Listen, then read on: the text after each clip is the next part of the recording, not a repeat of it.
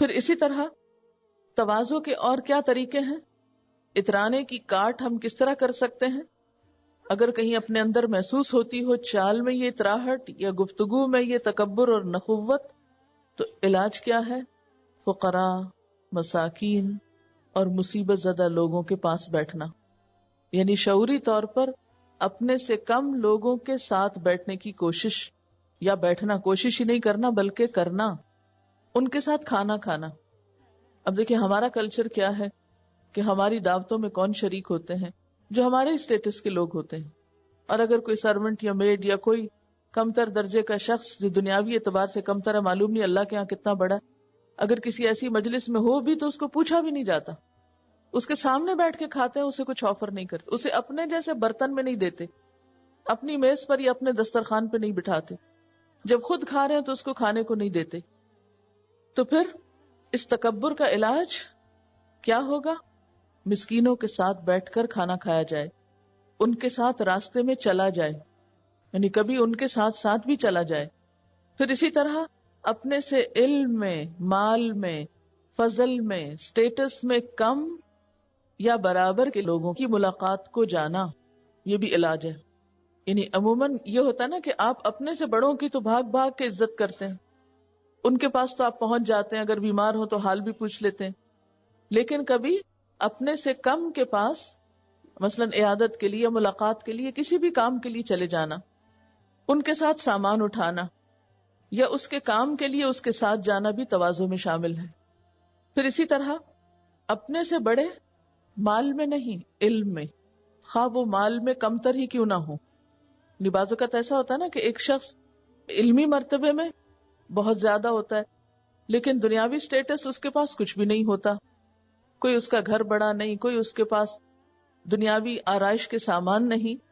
تو ایسے لوگ جو علم میں اپنے سے آگے ہوں یا فضل میں یا عمر میں، یعنی ایک بزرگ شخص ہے جس کے پاس کوئی مال و دولت نہیں ہے لیکن عمر میں آپ سے بڑا ہے، تو ان کو اپنے سے پہلے بٹھانا، ان کے جوتے سیدھے کرنا، گھر کے دروازے تک ان کے ساتھ جا کے الوداع کہنا، یہ بھی تواضع میں آ جاتا ہے۔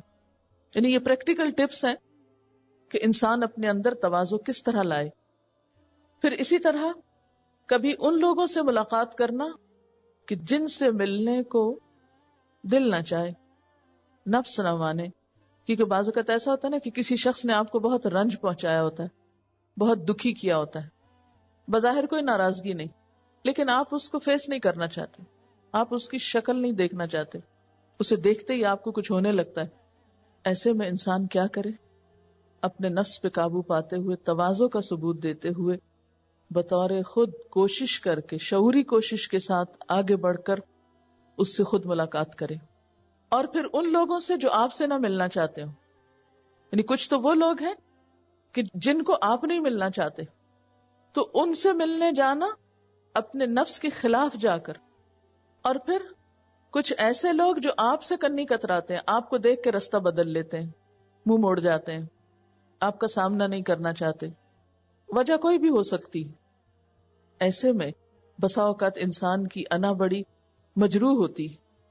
ایسے لوگوں پر توجہ کرنا، ایسے لوگ جو آپ سے نہیں ملنا چاہتے ان سے ملنا، یہ انسان کے نفس پہ بڑا گراں ہوتا ہے، لیکن نفس کی اصلاح اسی میں ہے۔ جب تک ہم اپنے نفس کے مخالف کام نہیں کریں گے اس وقت تک صحیح مومن نہیں بن سکتے، کیونکہ ایک رویہ تو ہے نفس کی عبادت کرنا، نفس کو الہ بنا لینا، اور وہ کیا ہوتا ہے جو نفس کہے وہی کرتے چلے جاؤ، اور دوسرا رویہ کیا ہوتا ہے اللہ کی اطاعت کرنا، اللہ کے حکم کے مطابق اپنے اندر تواضع اور عاجزی پیدا کرنا۔ تو خاص طور پر جو لوگ دین کا کام کر رہے ہوں، امر بالمعروف اور نہی عن المنکر کر رہے ہوں، ان کے اندر خصوصی طور پر جب تک یہ صفات نہ آئیں وہ کامیاب نہیں ہو سکتے، کیونکہ پیچھے کی آیت میں آپ دیکھیے، یا بنی اقم الصلاۃ وامر بالمعروف وانہ عن المنکر واصبر علی ما اصابک ان ذلک من عزم الامور ولا تسعر خدک للناس ولا تمشی فی الارض مرحا۔ شخصیت کو سنوارنے کے لیے یہ سارا ایک ہی سبق ہے اور یہ سارے انٹر کنیکٹڈ ہیں۔ اگر ان میں سے ایک بھی مسنگ ہو جائے تو بات پوری نہیں ہوتی، مقصد حاصل نہیں ہوتا۔ ہم سب اپنے آپ سے سوال کریں کہ کیا ہم اپنی اولاد کی خیرخواہی کا ایسا حق ادا کر رہے ہیں؟ کیا ہم اپنی اولاد کی تربیت ان خطوط پہ کر رہے ہیں؟ کیا ہم اپنے بچوں کے اندر یہ صفات لانے کی فکر میں ہیں جو لقمان حکیم نے اپنے بیٹے کے اندر دیکھنا چاہی؟ حکیم انسان تھے نا، بہت سمجھدار، اور سمجھ کے اعتبار سے ایسے کہ اللہ تعالیٰ نے ان کی باتوں کو اپنی کتاب میں کوٹ کیا۔ اس سے آپ ان کی سمجھداری اور ان کی باتوں کی حکمت اور ان کی ویلیو کو اچھی طرح سمجھ پہچان سکتے ہیں، جان سکتے ہیں۔ کیا ہم نے اپنے بچوں کو اقامت صلاۃ کا پابند بنایا؟ کیا ہم نے اپنے بچوں کو یہ بتایا کہ امر بالمعروف اور نہی عن المنکر کرنا ان کی ذمہ داریوں میں سے ہے؟ کیا ہم نے اپنے بچوں کو اچھائی کے راستے میں پیش آنے والی مشکلات پر صبر کرنے کی تلقین کی یا صبر کرنے کی تربیت دی؟ کیا ہم نے ان کو اچھے اخلاق کی صفات سے آراستہ کیا کہ بات کرتے ہوئے منہ نہ موڑیں، چلتے ہوئے اترائیں مت؟ وَلَا تَمْشِ فِي الْأَرْضِ مَرَحًا، کیونکہ چال محض چال کا نام نہیں، چال تو پوری شخصیت کی عکاس ہوتی، چال تو رویے کا نام ہے، چال تو زندگی کے ہر کام میں انوالو ہے۔ آپ کوئی بھی چھوٹے سے چھوٹا کام کرنا چاہیں یا بڑے سے بڑا، آپ کو ایک جگہ سے دوسری جگہ تو جانا ہی ہوتا ہے۔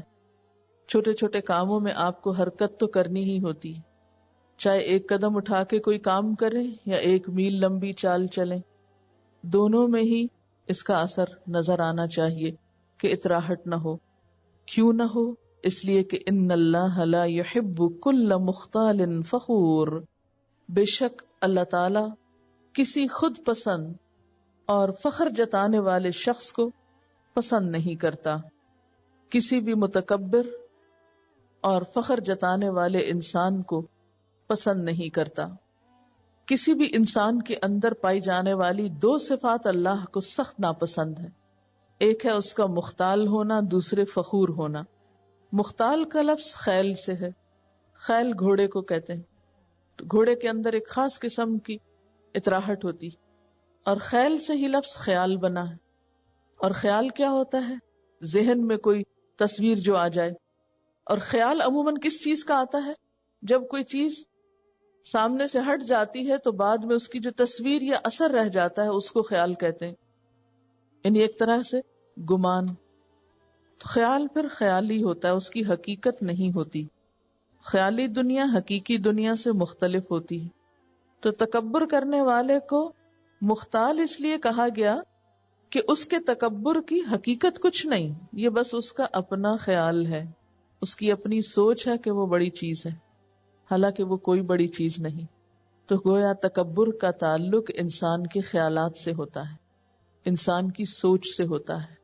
آپ اپنے بارے میں جیسا سوچیں، اپنے آپ کو جس رنگ میں چاہیں دیکھیں، یہ آپ کا اپنا خیال ہے، اور ہو سکتا ہے کہ حقیقت اس کے بالکل برعکس ہو اور آپ دھوکے میں ہو، آپ اپنے آپ کو بڑی شے سمجھتے ہو، اور اللہ کی نگاہ میں آپ کی حیثیت مچھر کے پر برابر بھی نہ ہو۔ کیونکہ بسا اوقات ہم لوگوں کو صرف ظاہری شکل و صورت، ان کی ظاہری شخصیت اور پرسنالٹی میں پرکھتے ہیں، لیکن متکبر شخص جو قیامت کے دن چیونٹیوں کی شکل میں اٹھے گا، وہ شخص جس کے اندر رائی کے دانے برابر تکبر ہے، وہ جنت میں نہیں جا سکے گا۔ تو ایسا شخص پھر اللہ کی نگاہ میں حیثیت کیا رکھتا ہے؟ تو کوئی شخص جو خود کو بڑی چیز سمجھتا ہو، اسے ساتھ ہی یہ بھی یاد رہنا چاہیے کہ کبھی یہ بھی سوچ لیا کرو کہ تمہارا مقام اللہ کی نگاہ میں کیا ہے۔ کبھی بھی اپنے آپ کی بڑائی کا خیال آنے لگے کہ میں دوسرے سے بہتر ہوں، یہ سراسر شیطانی خیال ہے۔ انا خیر من، اگر یہ آپ کے اندر آتا ہے اور بار بار آتا ہے، اور آپ اپنے آپ کو دوسروں سے ہر وقت کمپیئر کرتے رہتے ہیں کہ میں اس سے زیادہ ذہین ہوں، میں اس سے زیادہ اچھی طرح بول سکتا ہوں، میں اس سے زیادہ خوبصورت ہوں، میں اس سے زیادہ بہتر کام کر سکتا ہوں، تو انا خیر منہ شیطانی جملہ ہے جو شیطان نے انسان کو سجدے سے انکار کرتے وقت بولا تھا اللہ تعالیٰ کے سامنے۔ کیا کسی بھی انسان کا بہتر ہونا محض کسی ایک خاص کوالٹی کی وجہ سے ہوتا ہے؟ مثلاً ایک شخص حسین ہے تو کیا اس کا حسن اس کے کل کی نمائندگی کر رہا ہے یا ایک جزوی سی چیز ہے؟ اسے کہاں سے زوم ہو گیا کہ وہ دوسروں سے بہت بہتر ہے؟ وہ تو ایک نعمت ہے جو اس کو ملی ہے. تمہیں کیا معلوم کہ وہ دوسرا شخص جس کو تم حقیر سمجھے بیٹھے ہو اور جو تمہاری نگاہوں میں بڑا بدصورت نظر آتا ہے، وہ اپنے تقوی کی وجہ سے، اپنے عمل کی وجہ سے، اللہ کے راستے میں جد و جہد کی وجہ سے معلوم نہیں اللہ کی نگاہوں میں کتنا بڑا مقام رکھتا ہو. تو تمہیں صرف اپنی ایک کوالٹی پہ اتنا مان ہے، صرف اپنے حسن پہ ہی تم پھسل گئے ہو.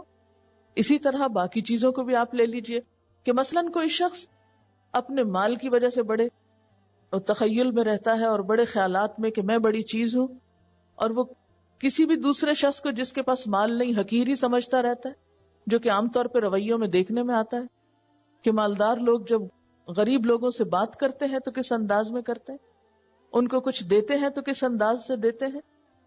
تو اسے کہاں سے یہ پتا چل گیا کہ اس کا مال اس کو اللہ کی نگاہ میں بڑا بنانے والا ہے؟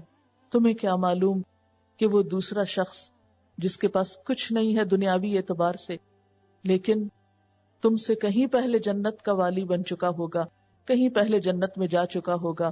تمہیں کیا خبر کہ اس کے اندر اور کیا کیا چھپی ہوئی خوبیاں ہیں. کسی انسان کی خوبیاں صرف وہ تھوڑی ہوتی ہیں جو سب کو نظر آ رہی ہوتی ہیں، جو پبلک فگر بنا ہوا ہوتا ہے، جو ہر ایک کی بظاہر آنکھوں کا تارا بنا ہوا ہے. تمہیں کیا معلوم کہ اللہ کے ہاں وہ کتنا ذلیل ہو سکتا ہے، اور اس کے مقابلے میں ایک شخص جس کو کوئی پوچھتا نہیں، جس کی کوئی پرواہ نہیں کرتا، اس کا مقام کتنا بلند ہو سکتا ہے.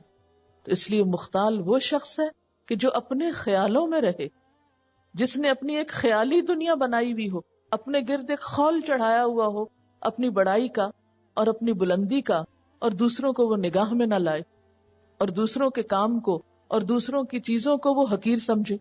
اسی طرح اگر کسی ایک خاص انسان کو اللہ تعالیٰ نے کوئی اسکل دی ہے، مثلا بولنا بہت اچھا جانتا ہے وہ، یا لکھنا بہت اچھا جانتا ہے، یا کوئی اور آرٹ ورک یا کسی بھی قسم کا کرافٹ اس کو بہت اچھا آتا ہے، اب اس وجہ سے اسے کوئی حق نہیں پہنچتا کہ اپنی کسی ایک صفت کی وجہ سے، کسی جزوی صفت کی وجہ سے وہ اپنے آپ کو دوسروں سے بڑا سمجھنے لگے اور دوسروں کی ہر کوالٹی کو حقیر اور ذلیل سمجھے.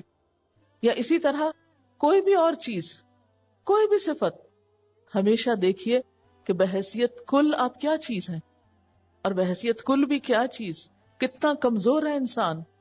بظاہر ہر فن مولا بننے والے بھی کہاں کہاں منہ کے بل گرتے ہیں، کہاں کہاں ٹھوکرے کھاتے اور ذلیل ہوتے ہیں.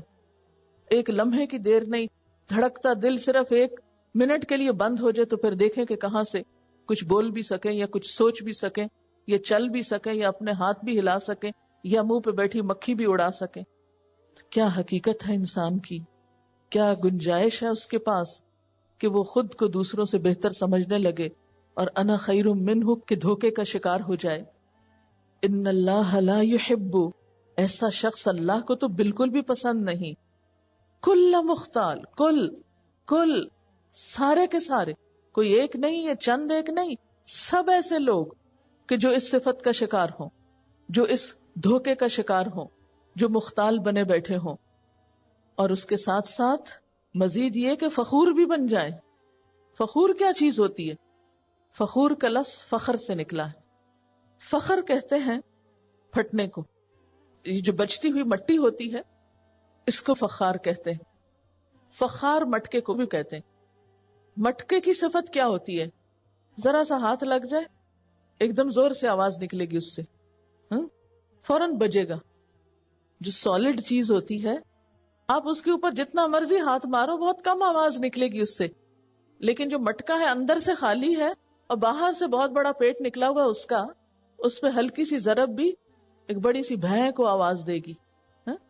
تو فخور ایسے ہی شخص کو کہتے ہیں کہ جو اندر سے کچھ نہیں، انتہائی کمزور ہے، انتہائی شیکی ہے، لیکن باہر سے بہت بڑا خول چڑھایا ہوا اس نے مٹکے کی طرح، اور چھوٹی سی بات پر بھی وہ آپے سے باہر ہونے لگتا ہے، شور مچانے لگتا ہے. اور خاص طور پر کس چیز کا شور؟ اپنی تعریفوں کا شور، اپنی خوبیوں کے بیان کرنے کا شور. تو فخر ان چیزوں پہ اترانے کو کہتے ہیں جو انسان کے ذاتی جوہر سے باہر ہوں. یعنی جس میں اس کا کوئی ذاتی کمال نہ ہو.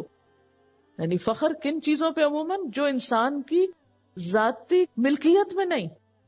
مثلا ذہانت ہماری ذاتی پیداوار ہے. ہمارا جو ذہن ہے یا یہ جو بولنے کی قوت ہے یہ کو ہماری ذاتی خوبی ہے. ہم نے اپنا دماغ خود بنایا ہے, اپنا ذہن خود بنایا. یہ ذہانت ہم نے اپنے آپ کے اندر خود ڈال لی ہے؟ نہیں, یہ تو اللہ کی دی ہوئی امانت ہے جو اس نے ہمارے اندر دوسروں سے مختلف رکھ دی, جس پہ ہم بڑے مان کر کے بیٹھے ہوئے. حسن ہمارا ذاتی کمال ہے, ہم نے اپنے آپ کو خود بنایا تھا, اپنی آنکھوں کا رنگ خود سلیکٹ کیا تھا, اپنی شکل و صورت خود ڈیزائن کی تھی. نہیں, جو کچھ بھی ملا ہے اس نے دیا ہے, وہاں سے آیا ہے. جب اپنا ہے بھی نہیں, ذاتی کمال بھی کچھ نہیں, اپنی ملکیت بھی نہیں, پھر فخر کس بات کا؟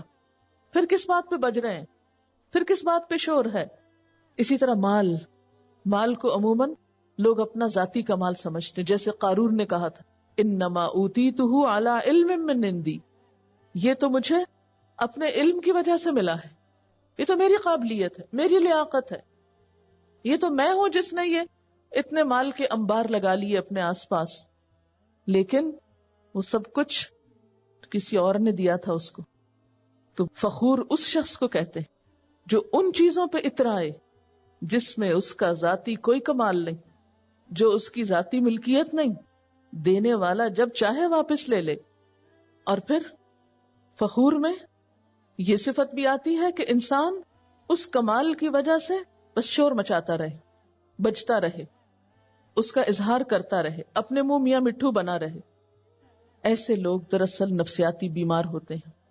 ان کے اندر تکبر کوٹ کوٹ کے بھرا ہوا ہوتا ہے, جس کے اظہار کے لیے وہ کوئی موقع خالی نہیں جانے دیتے. ہر وقت کہیں نہ کہیں سے اپنی کوئی خوبی بڑائی نکال کے دوسروں کے سامنے لاتے رہیں گے اور اس کو منوانے کی کوشش کریں گے. تو یاد رکھیے, یہ کوششیں شاید دنیا میں تو کچھ فائدہ دے جائیں, لیکن اللہ کے ہاں انسان کو انتہائی ذلیل کر دیتی ہیں. ایسے لوگوں کو اللہ تعالیٰ قطعاً پسند نہیں کرتا. ان اللہ لا يحب کل مختال فخور, ایسا شخص جو خوش فہمی میں مبتلا ہے, خام خیالی میں مبتلا ہے, اور نہ صرف یہ کہ خیالات کے دھوکے کا شکار ہے, فریب کا شکار ہے, بلکہ اس فریب کا اظہار بھی کرتا رہتا ہے. اس دھوکے میں پھر وہ آ کر اسے منوانے کی کوشش بھی کرتا ہے. کیونکہ عموماً ہوتا کیا ہے کہ انسان جو کچھ بولتا ہے وہ اس کی سوچ کی پیداوار ہوتا ہے. جب سوچ میں تکبر بھرا ہوا ہے تو بول میں تو لازماً ٹپکے گا, اور نکلنا کہاں سے اس نے؟ دماغ کا اپنے اوپر سے تو کوئی راستہ نہیں نا, اس نے منہ کے راستے ہی نکلنا ہے. تو جو وہ سوچتا ہے وہی بولتا ہے. تو خود پسند متکبر لوگوں کی گفتگو میں بھی تکبر پایا جاتا ہے, ان کی گفتگو کے اندر بھی ایسے ہی رویے پائے جاتے ہیں. رسول اللہ صلی اللہ علیہ وسلم نے فرمایا, کیا میں تم کو اہل جنت کے بارے میں بتا دوں کہ جنت میں جانے والے کون ہیں؟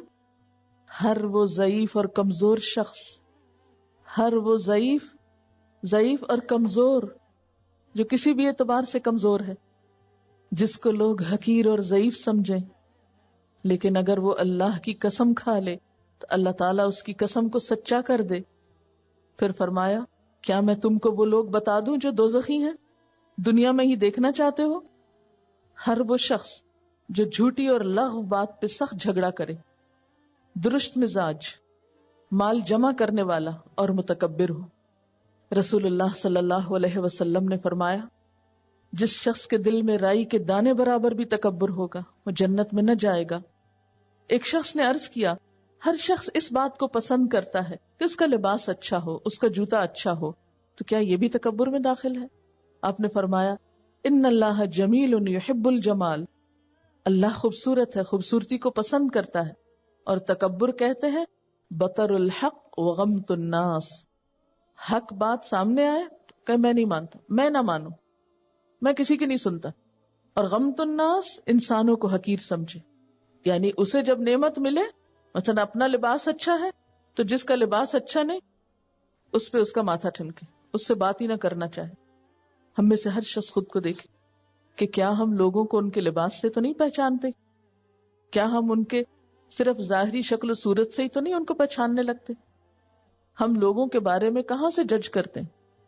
ہماری ججمنٹ کا طریقہ کیا ہے؟ کہاں سے کیا دیکھتے ہیں؟ خود اچھا لباس مل جائے تو جن کو نہیں ملا انہیں حقیر سمجھنے لگے. خود کو اگر ذہانت زیادہ مل گئی تو جنہیں نہیں ملی انہیں بے وقوف سمجھنے لگے.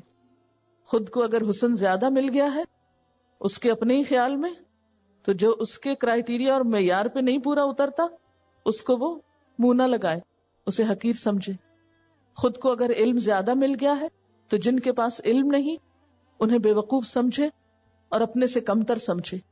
تمہیں کیا معلوم اللہ نے کیا کسی کی ڈگری دیکھ کر اسے جنت میں بھیجنا ہے؟ نہیں، وہ تو یہ دیکھے گا کہ کون کتنا تقویٰ لے کر آیا ہے، خدا خوفی اس کے اندر کتنی، عاجزی کتنی، عمل کیا ہے اس کے پاس، خلوص کیا ہے اس کے پاس. حضرت ابو ہریرہ رضی اللہ تعالی عنہ کہتے ہیں کہ رسول اللہ صلی اللہ علیہ وسلم نے فرمایا 3 لوگ ایسے ہیں جن سے اللہ قیامت کے دن بات بھی نہیں کریں گے اور نہ ان کو گناہوں سے پاک کریں گے. ایک بوڑھا زانی، یعنی بوڑھا بھی ہو چکا لیکن اس حرام عمل سے پناہ نہیں مانگتا یا باز نہیں آتا. نمبر 2 جھوٹا بادشاہ، یعنی اللہ نے اس کو دنیا میں اقتدار دیا ہے لیکن اس کے ساتھ اس کا جھوٹ نہیں جاتا. اور نمبر 3 مفلس تکبر کرنے والا، یعنی ہے کچھ نہیں لیکن تکبر کا شکار ہے.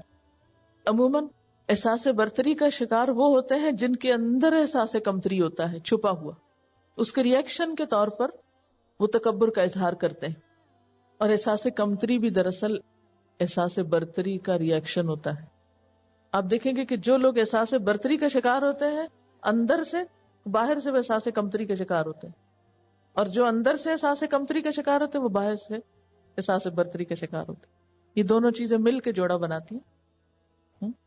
وہ جیسے سیسا ہوتا ہے نا، ایک چیز جھکے تو دوسری لازماً اٹھ جاتی ہے.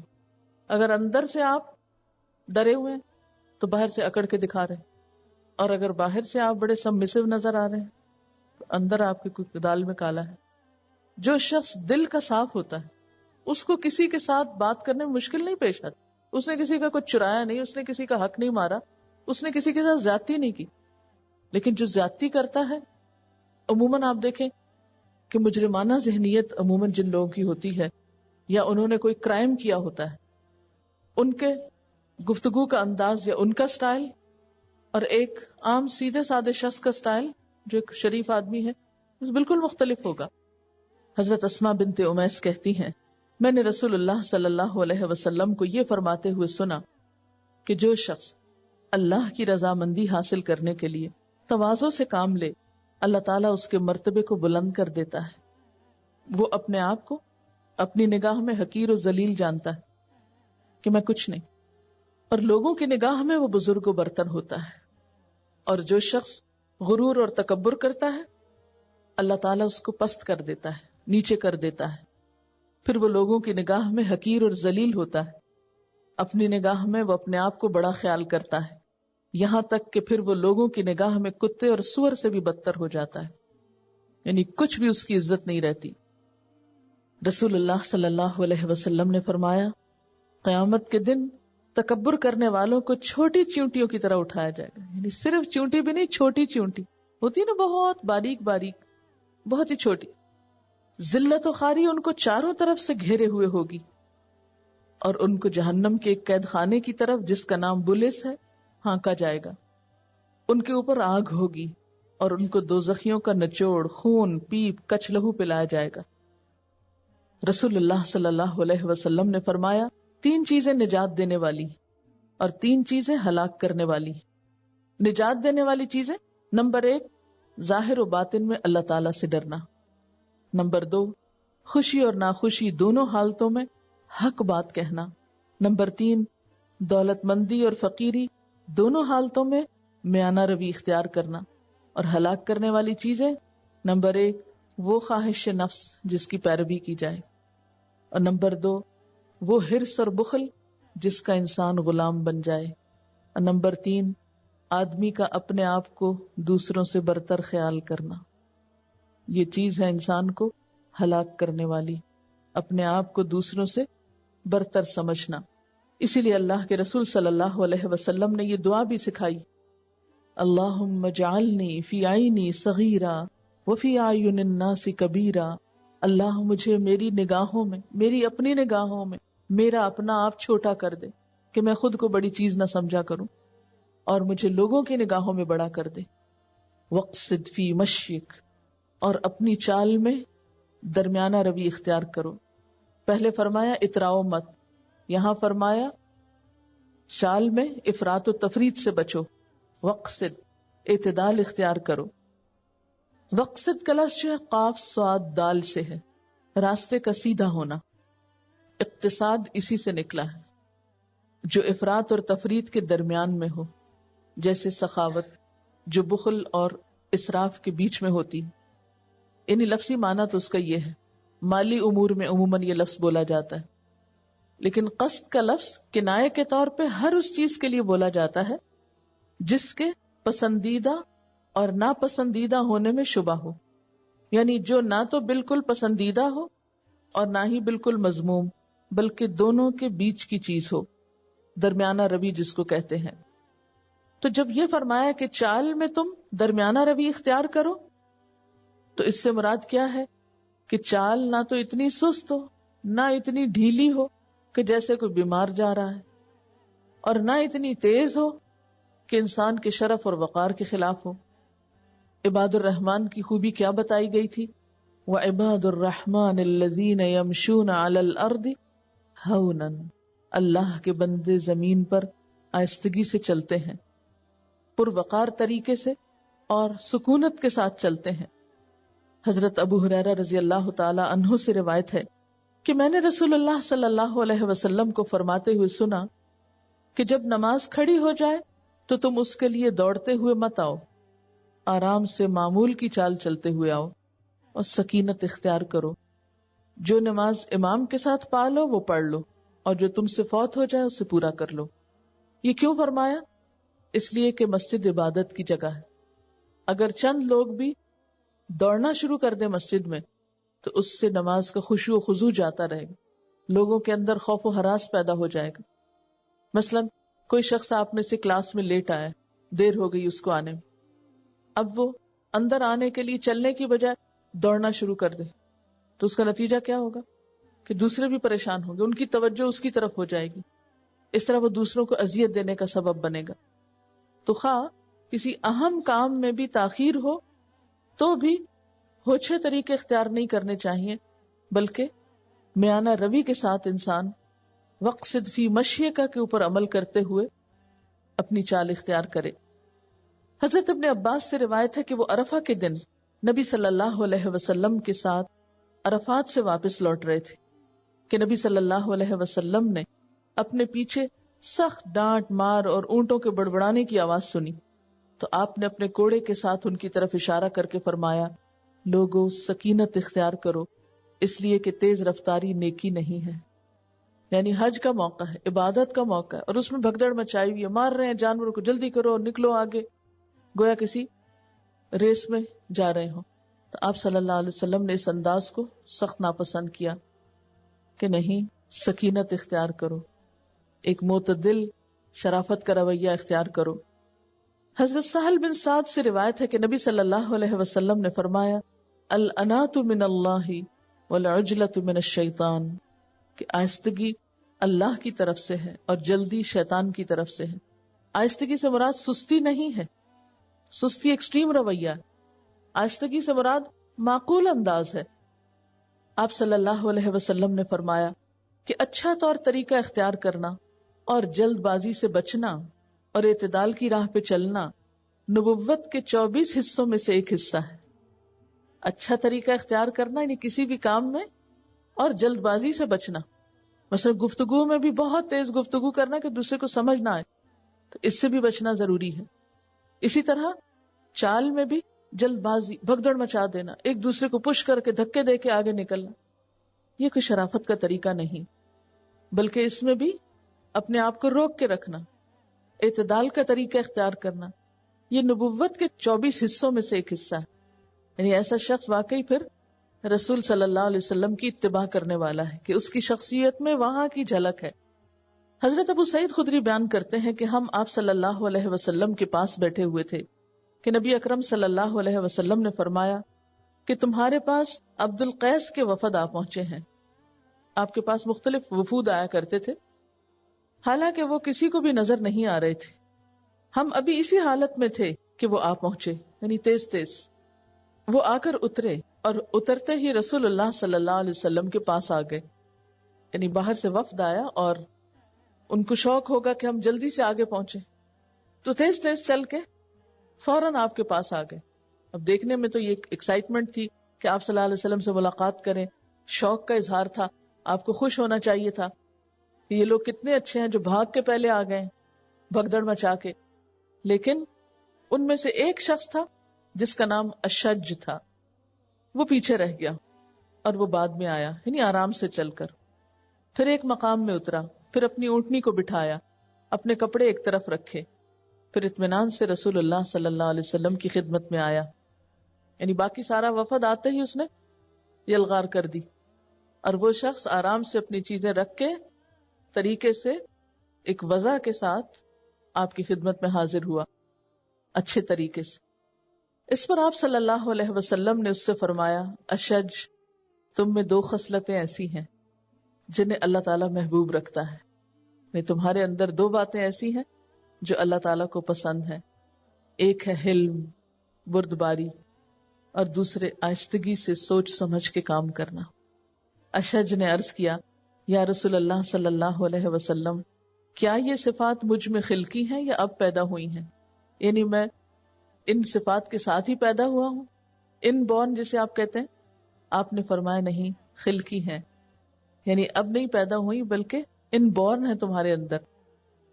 تو یہ قدرتی بات ہے کہ کچھ لوگ گاڈ گفٹڈ ہوتے ہیں، کچھ ایسی خصوصیات، کچھ ایسی صفات، کچھ ایسی باتیں ساتھ ہی لے کے پیدا ہوتے ہیں. لیکن کچھ لوگوں کو پھر کوشش کرنی پڑتی ہے اور اپنے اندر ان صفات کو پیدا کرنا پڑتا ہے، تو ان کو اس کوشش کا بھی اجر ملے گا. لیکن کیا ہم نہیں چاہتے کہ ہم چلیں، ہم گفتگو کریں، ہم کوئی بھی معاملہ کریں اور اللہ تعالیٰ ہمیں پسند کر رہے ہوں، اللہ تعالیٰ ہم سے خوش ہو رہے ہوں، ہم پہ مسکرا رہے ہوں، ہم سے محبت کرتے ہوں؟ تو کیوں نہ ایسی صفات کو اپنے اندر لانے کی کوشش کی جائے. جلد بازی، جذباتیت، ہر چیز میں فوری ری ایکشن، یہ اچھی صفات میں سے نہیں. اور اسی طرح اس کا بھی ری ایکشن پھر نہیں ہونا چاہیے کہ انسان بات ہی نہ کرے، کہ بالکل مریل اور سلو ہو جائے، کہ دوسرے بیزار ہونے لگے گفتگو سے. یہ بھی پسندیدہ نہیں. بوقت ضرورت تیز چلنا بھی جائز ہے. عقبہ بن حارث بیان کرتے ہیں کہ میں نے نبی صلی اللہ علیہ وسلم کے پیچھے مدینے میں عصر کی نماز پڑھی، پس آپ نے سلام پھیرا اور نہایت تیزی سے اٹھ کھڑے ہوئے اور لوگوں کی گردن پھلانگتے ہوئے اپنی بیویوں میں سے کسی کے حجرے کی طرف تشریف لے گئے. لوگ آپ کی اس تیز رفتاری سے گھبرا گئے کیونکہ یہ آپ کی نارمل روٹین نہیں تھی، آپ ایسا نہیں کیا کرتے تھے. لیکن اس روز نماز پڑھتے ہی اٹھے اور فوراً نکل گئے. پھر آپ واپس تشریف لائے تو آپ نے دیکھا کہ لوگ آپ کی اس تیز رفتاری پہ تعجب کر رہے ہیں کہ ایسا کیوں کیا ہے. آپ نے فرمایا، مجھے یاد آیا کہ ہمارے پاس سونے یا چاندی کی ڈلی کا کچھ حصہ ہے، یعنی گھر میں کچھ مال رکھا ہے.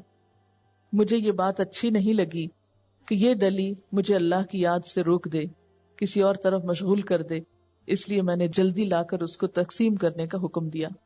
یعنی اس سے کیا ظاہر ہوتا ہے کہ نیک کام میں دیر نہیں کرنی چاہیے. بعض نیک کام، بعض اچھے کام کہ جن کو فوراً کر لیا جائے تو وہ ہو جاتے ہیں، اور اگر آپ چھوڑ دیں تو بھول جاتے ہیں. انہی میں سے ایک کام اللہ کی راہ میں مال خرچ کرنا ہے. کتنے ہی مواقع اور کتنے ہی اوقات ایسے ہوتے ہیں کہ ہم پکا ارادہ کرتے ہیں، پوری نیت کرتے ہیں کہ ہم یہ کام کر لیں گے، اور اگر اس وقت کر لیں تو ہو بھی جاتا ہے، اور اگر نہیں کریں تو اور کام تو شاید پھر کر بھی لیں، لیکن مال خرچ کرنے والا تو لازماً بھولیں گے، وہ نہیں ہوگا پھر. یعنی مال کی محبت چونکہ انسان کے دل میں اتنی شدید ہوتی ہے، وَإِنَّهُ لِحُبِّ الْخَيْرِ لَشَدِيدٌ، کہ ایک لمحے اگر اس کو خرچ کرنے کا خیال آئے بھی فی سبیل اللہ تو اگلے ہی لمحے شیطان اس میں رخنہ اندازی کر دیتا ہے، بھلوا دیتا ہے. اس لیے آپ صلی اللہ علیہ وسلم جو باقی تمام امور میں آرام سے اور آہستگی سے کام کرتے تھے، پسندیدہ طریقے سے. یہاں پر عام معمول سے تھوڑا تیز رفتاری سے آپ نے یہ کام کیا. اس میں بھی ہمارے لیے ایک بہترین نمونہ ہے. پھر فرمایا وَغْضُضْ مِنْ صَوْتِكَ، اور اپنی آواز کو پست رکھو. وغدد کا لفظ جو ہے غین داد داد سے ہے. غد بصر میں آپ پیچھے یہ پڑھ چکے ہیں. غد کا کیا معنی ہوتا ہے؟ کمی کرنا، خواہ نظر کی صورت میں ہو، یا برتن میں سے کچھ کم کرنے کی صورت میں ہو، یا آواز میں سے کم کرنے کی صورت. پھر غدن ایسی تر و تازہ چیز کے لیے بھی بولا جاتا ہے جس پر ابھی زیادہ عرصہ نہ گزرا ہو. تو وغدد من صوتک بولتے وقت آواز نیچی رکھنا. یہاں بھی آپ دیکھیے کہ وغدد کے ساتھ من کا لفظ آیا ہے، جو اس بات پہ دلیل ہے کہ اللہ تعالیٰ نے انسان کو ایک ہی آواز پہ پیدا نہیں کیا. جہاں اللہ نے بولنا سکھایا وہاں والیوم بھی ہمارے کنٹرول میں دیا کہ بوقت ضرورت اس کو اونچا یا نیچا کر لو، اور پیچھے عقل بھی رکھی کہ اس کو بھی استعمال کرو. اور یہ دیکھو کہ کون سا موقع اونچی آواز میں بات کرنے کا ہے اور کون سا نہیں ہے. عقل دی نا، انسان خود سوچے. اور یہ ہر انسان کو موقع کی مناسبت کے ساتھ خود فیصلہ کرنا ہوگا. یہاں اس کی حکمت کا امتحان ہے کہ کس جگہ کیا طریقہ اختیار کرتا ہے. اس کی آواز کا اتار چڑھاؤ، زیر و بم، اونچا نیچا ہونا، یہ ہر انسان کے اپنے فیصلے پر ہے. تو یہاں پر کیا فرمایا؟ وَغْضُضْ مِنْ صَوْتِكَ، اپنی آواز میں سے پست کرو. یعنی جہاں اونچا بولنے کی ضرورت ہے وہاں اونچا بول سکتے ہو، لیکن جہاں اسے آہستہ رکھنا چاہیے اسے آہستہ کرو. حضرت حسین رضی اللہ تعالیٰ عنہ فرماتے ہیں کہ میں نے اپنے والد حضرت علی رضی اللہ تعالیٰ عنہ سے دریافت کیا کہ آپ صلی اللہ علیہ وسلم جب لوگوں کے ساتھ بیٹھتے تھے تو آپس میں آپ کا طرز عمل کیا ہوتا تھا؟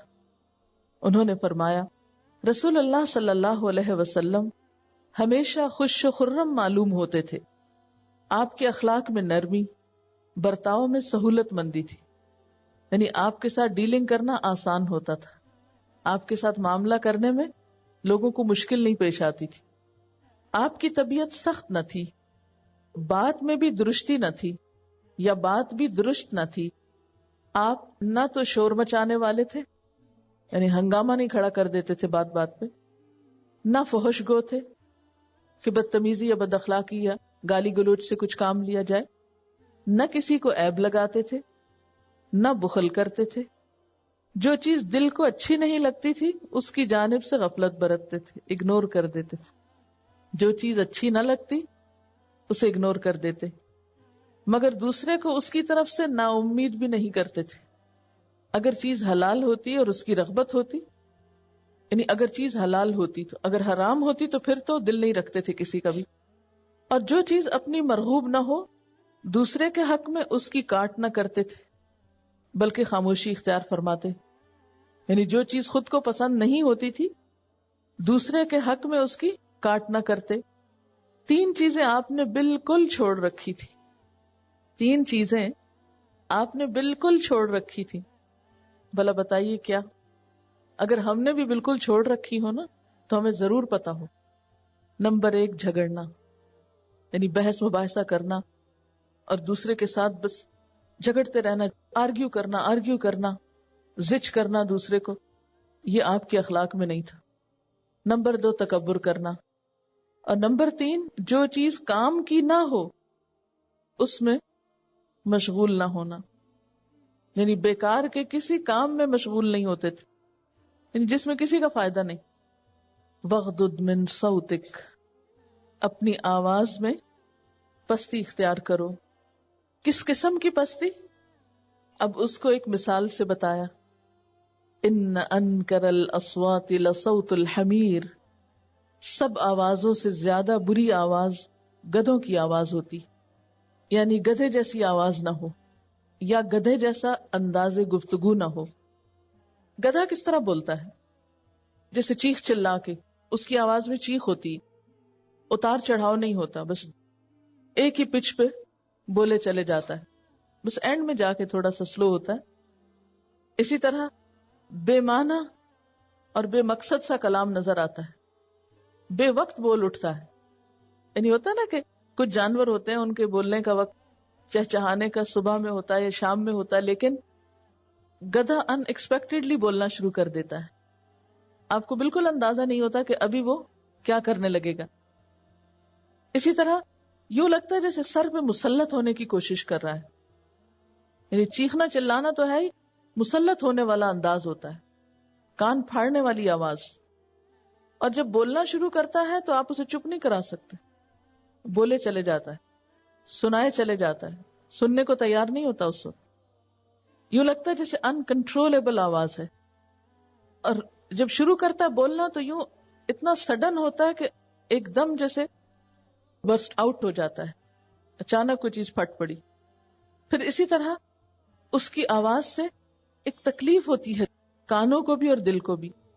ایک گستاخ سا انداز نظر آتا ہے، یعنی بات کرنے کے انداز میں گستاخی بھی ہوتی.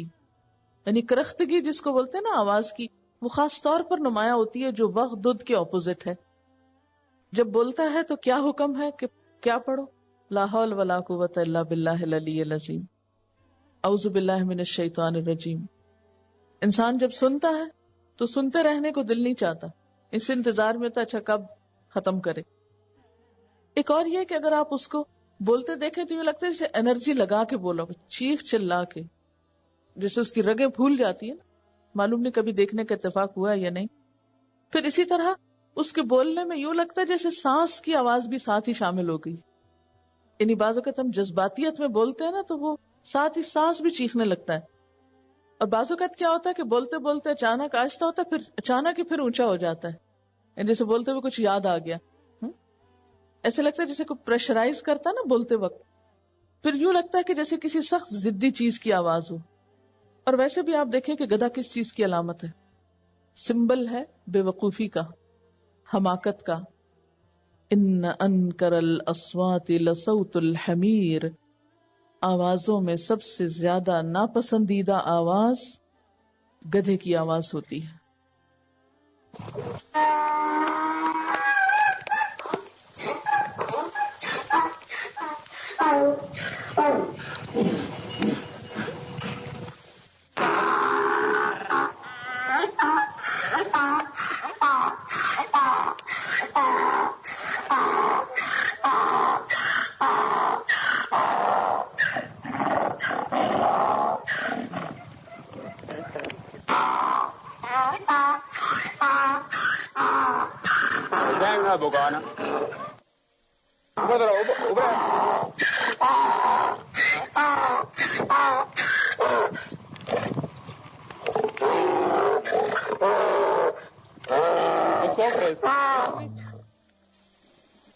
یہ بتا رہی کہ انہوں نے آج ہی دیکھا ہے صبح اس کو بولتے ہوئے، تو انہوں نے اس کے ایکشنز پہ یا اس کا جو فیشل ایکسپریشن تھا اس کو خاص طور پر غور کیا کہ اس کے کان اٹھ گئے، دانت باہر نکل آئے، آنکھیں جیسے باہر نکل آتی ہیں اور بہت زور لگا کے، اور یعنی چہرے کے اوپر بھی ایک خاص قسم کی کرختگی. اب آپ دیکھیے کہ جب ہمیں منع کیا گیا کہ آپ اپنی آوازوں کو اس طرح نہ کریں، تو اس میں خاص طور پر کس چیز کی طرف توجہ کرنی ہوگی ہمیں کہ آواز میں کیا نہ ہو، جیسے یہ جو گڑگڑاہٹ سی ہے یا ایک شور اور ہنگامے کی سی کیفیت ہے اور بے سوچی سمجھی. عموماً ایسی آواز اس وقت زیادہ ہوتی ہے کہ جب انسان غصے اور جذبات کے ساتھ بول رہا ہو. اہم ترین چیز یہ کہ سماعت پہ بھاری ہے. گفتگو کرتے وقت ایسا انداز اختیار نہ کریں کہ جو دوسرے کی سماعت پہ بھاری ہو، یعنی چیخنے چلانے والا یا متکبرانہ انداز. اور پھر آپ دیکھیے کہ اگر پیچھے سے اس کو ملا کر دیکھیں تو کیا پرسنالٹی سامنے آتی ہے. وَلَا تُسَعِّرْ خَدَّكَ لِلنَّاسِ وَلَا تَمْشِ فِي الْأَرْضِ مَرَحًا وَاقْصِدْ فِي مَشْيِكَ وَاغْضُضْ مِنْ صَوْتِكَ. اوپر بھی اگر آپ دیکھیں تو چال اور انداز گفتگو کو کمبائن کیا گیا ہے، یہاں بھی چال اور آواز کو کمبائن کیا گیا ہے. تو گویا انسان کی شخصیت کے ظاہری پہلو دو ہیں کہ وہ بولتا کس طرح ہے، چلتا کس طرح ہے، معاملہ کس طرح کرتا ہے، رکھ رکھاؤ کس طرح کرتا ہے. کیونکہ آپ صلی اللہ علیہ وسلم شور مچانے والے نہ تھے. اچھا ہمارا حال کیا ہوتا ہے؟ دروازہ کھولیں کھینچ کے کھولتے ہیں, بند کریں دڑ سے بند کرتے ہیں, جس چیز کے پاس سے گزرے اس کو ٹکر لگاتے ہیں, کتاب کھولیں تو شور مچاتے ہیں, کاغذ پلٹیں تو شور مچا رہے ہوتے ہیں, حتیٰ کہ قلم بھی رکھیں تو وہ بھی ہم آرام سے نہیں رکھتے, وہ بھی پھینک کے رکھتے ہیں. کوئی چیز کسی کو پکڑائیں پھینک کے دیتے ہیں. یہ سب بد اخلاقی کی علامات ہیں. ایسی شخصیتیں جب تبلیغ کرتی ہیں تو ان کی بات کوئی سننا نہیں چاہتا, ان سے کوئی ملنا نہیں چاہتا, ان سے کوئی تعلق نہیں رکھنا چاہتا, کہ جسے دیکھ کر انسان کو اریٹیشن اور بیزاری ہونے لگے.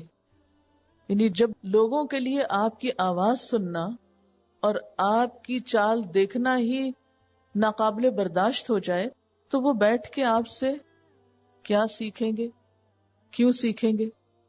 جب آپ کے اپنے اندر ہی وہ خوبی نہیں تو دوسروں کو کیا بانٹنے جا رہے ہیں؟ پہلے تو پھر اپنی اصلاح کی ضرورت, اور اس کے لیے بہترین طریقہ کیا ہے؟ مومن مومن کا آئینہ ہے. اپنے اپنے دوستوں سے پوچھ لیں, ایک دوسرے سے پوچھیں کہ آپ کی گفتگو میں, آپ کی چال میں کون سی چیزیں یا آپ کی شخصیت میں کون سی چیزیں ناپسندیدہ ہیں, اور ان کو مان بھی لیں. کیونکہ بعض اوقات ہم ماننا نہیں چاہتے, اگر ہیں تو تبھی کسی کو نظر آئی ہے نا, اگر ہیں ہی نہیں تو دوسرا کیوں دیکھ رہا ہے؟ اور اگر وہ دیکھ رہا ہے تو اس کا مطلب ہے کہ اسے نظر آ رہا ہے, آپ کو خود نہیں آ رہا. عام طور پر ہم جب دین کی بات کرتے ہیں تو صرف اخلاص کی, اندر کے اچھا ہونے کی, تقویٰ کی, اور وہ اس لیے بھی کہ وہ کسی کو نظر جو نہیں آتا تو اس پہ آپ جتنا چاہیں بول لیں. تو جو چیزیں کسی کو نظر آتی ہیں یا ظاہریت جو ہے اس کی اہمیت بھی کم نہیں, یعنی ظاہری پرسنالٹی جو ہے تبلیغ کے لیے وہ بھی بہت ضروری ہے, اس کا سنوارنا, اس کا اچھا بنانا بھی بہت اہم ہے. صرف اندر کے اچھا ہونے سے بات نہیں بنے گی, اور یہ یقین رکھیے کہ اگر اندر اچھا ہے تو ظاہر اچھا ہونے میں دیر نہیں لگے گی, وہ اچھا ہونے لگے گا.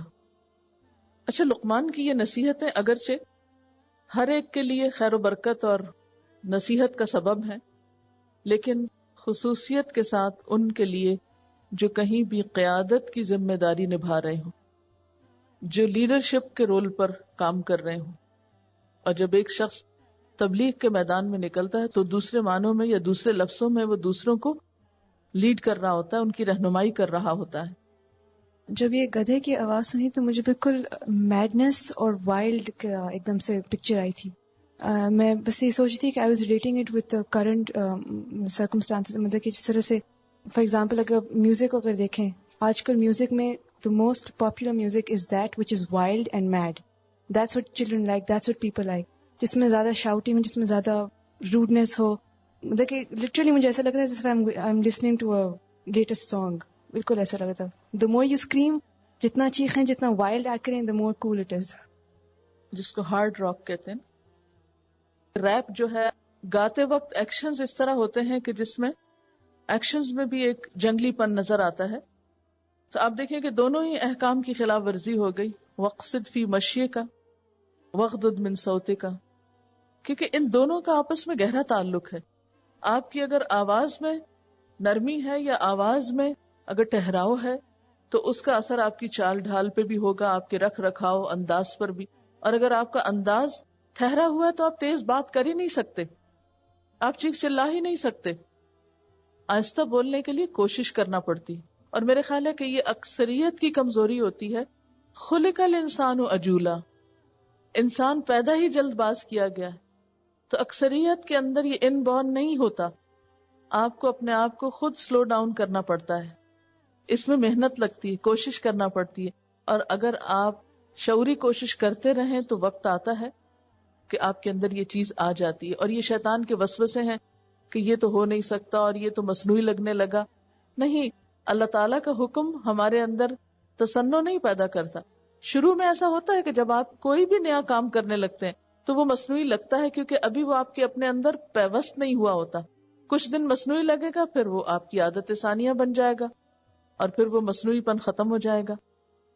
گدھے کی آواز سن کر جو سب سے پہلی چیز محسوس ہوتی ہے وہ گھبراہٹ ہے. تو اس سے یہ بھی پتہ چلتا ہے کہ گفتگو کا ایسا انداز جو دوسروں کو گھبرا دے, دوسروں کی سماعت پہ, دوسروں کے دل پہ گراں گزرے وہ ناپسندیدہ ہے. اس انداز سے اللہ کا کلام اگر دوسروں کو دیا جا رہا ہے، جو بعض اوقات افسوس کے ساتھ یہ کہ بعض لوگوں کا سٹائل ہوتا ہے، ویسا قرآن پڑھ کے سنا رہے ہیں یا درس دے رہے ہیں یا کوئی تبلیغ کر رہے ہیں تو وہ چیخنے کا سا ایک سٹائل ہوتا ہے یا آواز میں ایک چیخ شامل ہو جاتی ہے، تو وہ دوسروں کے لیے گرانی کا سبب بنتی ہے، گھبراہٹ کا سبب بنتی ہے. انسان کی توجہ پھر اصل بات کی طرف نہیں جاتی، وہ دوسرے شخص کے سٹائل میں ہی کھویا رہتا ہے کہ یہ کس وقت سما خراشی ختم ہوگی. لقمان حکیم کے اپنے بچے کو بلانے کا جو انداز ہے وہ بھی قابل غور ہے. یعنی اس کو خطاب کرنے کا جو سٹائل ہے، یا بنیا، اے میرے بچے، اے بیٹے. بنیا تصغیر ہے نا، جسے عام طور پر ہم بچونگڑے کہتے ہیں، چھوٹو، یا وہ تو زیادہ ہی لاڈ کی طرف نکل جاتا ہے لفظ. لیکن بنیا ابنی نہیں ہے. جیسے ابراہیم علیہ السلام اپنے والد کو بہت پیار سے بلاتے ہیں بات سمجھانے کے لیے، یا ابتی، تو اسی طرح یہاں پر یہ یا بنیا کہہ کے بلاتے ہیں. تو جب آپ کسی سے بات کرتے وقت اس کا نام یا اس کا کوئی خطاب یا اسے کسی بھی خاص لقب سے بلاتے ہیں، یا بلانے کے انداز میں ایک محبت ہے، تو اگلی بات بھی اچھی ہو جائے گی. اور جب ہم دوسرے کو مخاطب ہی روڈ طریقے سے کرتے ہیں، کبھی اس کا ڈائریکٹ نام لے کے یا کبھی اس کا کوئی اور اسی طرح کا لقب لے کے، اور اس میں کوئی محبت یا کوئی ہمدردی یا کوئی خیرخواہی کے جذبات نہیں ہوتے، تو بھی آپ دیکھیں کہ اگلی بات بھی غیر مؤثر ہو جاتی. عموماً ہماری تبلیغ کا سٹائل کیا ہوتا ہے کہ شروع اس سے کرتے ہیں، یہ نہ کرو، یہ نہ کرو، وہ نہ کرو. انہوں نے سب سے پہلے اللہ تعالیٰ سے جوڑا، پھر یہ احساس دلایا کہ دیکھو اس سے کوئی چیز چھپی ہوئی نہیں، پھر حقوق اللہ سے آغاز کیا، اقیم الصلاۃ سے، پھر دوسروں کو تبلیغ کرنے سے، پھر اس کے بعد شخصیت کی تعمیر. ہم عام طور پہ کہتے ہیں نہیں، جب سب کچھ ٹھیک ہو جائے گا پھر تبلیغ کریں گے. انہوں نے کہا نہیں، تبلیغ شروع کرو اور ساتھ اپنے اندر یہ صفات بھی پیدا کرتے جاؤ. کیونکہ اگر آپ دوسروں کو بتائیں گے نہیں تو آپ کو اپنی شخصیت کے بارے میں غلطیاں پتہ بھی نہیں چلیں گی، اس کی اصلاح کی فکر بھی نہیں کریں گے. تبلیغ کرنا یا امر بالمعروف اور نہی عن المنکر تو دراصل ایک ذریعہ ہے اپنی اصلاح کا. بہت سے لوگ اس غلط فہمی کا شکار ہوتے ہیں کہ جب ہم خود ٹھیک نہیں تو ہم دوسروں کو کیا بتائیں. تو ہم تو اس وقت بتانا شروع کریں گے جب ہم بالکل پرفیکٹ ہو جائیں گے. معلوم نہیں وہ پرفیکٹ لوگ دنیا کے کس حصے میں رہتے ہیں اور وہ کب ہوا کرتے ہیں کہ جس کے بعد ان کو لائسنس ایشو ہوتا ہے امر بالمعروف اور نہی عن المنکر کا. یہ کہہ رہے ہیں کہ عام طور پر یہ ہوتا ہے کہ آپ جب دوسروں کو نصیحت شروع کرتے ہیں تو اپنے آپ کو بھول جاتے ہیں اور زیادہ ان میں انوالو ہو جاتے ہیں اور اپنے آپ کو اگنور کر دیتے ہیں. تو بات یہ ہے کہ نہیں، ایسا نہیں ہوتا. اس لیے کہ آپ خود بھولیں بھی تو لوگ آپ کو بھولنے نہیں دیتے. اکیلے تو آپ تنہا اپنی اصلاح کرتے ہیں نا، اور جب آپ دوسروں کے ساتھ معاملہ کرتے ہیں تو بے شمار لوگ آپ کے پیچھے پڑ جاتے ہیں اور ٹھیک کر کے چھوڑتے ہیں آپ کو. گھر میں بچے ہی نہیں پیچھا چھوڑتے، چھوٹی چھوٹی باتوں کو نوٹس کرتے ہیں، ہر وقت یاد دلاتے ہیں، وعدہ خلافیاں اور بہت سی چیزیں. وآخر دعوانا ان الحمد للہ رب العالمین. سبحانک اللہم وبحمدک نشہد ان لا الہ الا انت نستغفرک ونتوب الیک. السلام علیکم ورحمۃ اللہ وبرکاتہ. ویڈیو کے نیچے سبسکرائب کے بٹن پہ کلک کریں، بیل کے آئیکن پہ کلک کیجئے تاکہ ہر نئی ویڈیو کی نوٹیفیکیشن آپ کو مل جائے، اور تھمز اپ کا بٹن دبا کر اس ویڈیو کو لائک کریں.